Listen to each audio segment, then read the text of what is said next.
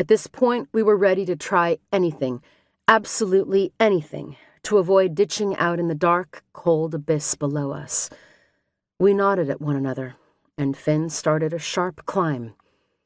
At the crest, he dumped the collective to reduce power significantly and nosed the bird over.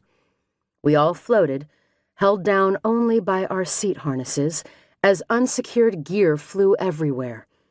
The recovery at the bottom of the maneuver made the pit of my already uneasy stomach drop, but we leveled out without incident. The extra time we had taken pulling this maneuver would definitely put us in a bind if we ended up having to ditch, but we knew it was at least worth a shot. It was time to hit the tanker one more time to see if it had worked. I think we were all holding our breath.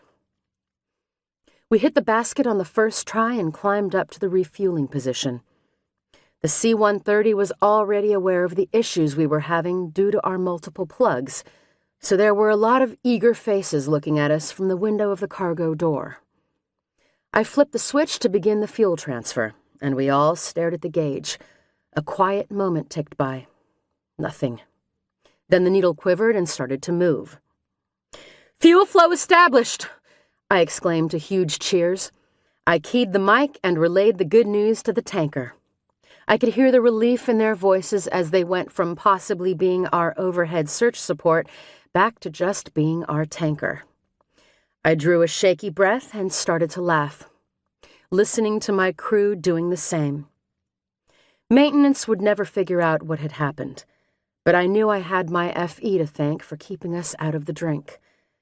His suggestion to try the unorthodox maneuver was due to his deep knowledge of the system, not because he had read the suggestion in some checklist.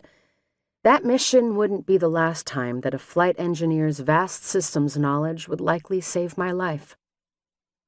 We hit the tanker for the 4th time on night vision goggles without any issues, and the mood on board lightened. As we came in to land at the airfield in San Diego that night, the runway and taxi lights beneath us made it seem as if we were descending down upon a blanket of stars. We were all aware of what had nearly happened, and the jokes we were throwing back and forth as we approached the airfield were tinged with an undercurrent of almost wild relief. As we descended, my happiness began to dissipate. Man, I needed to pee.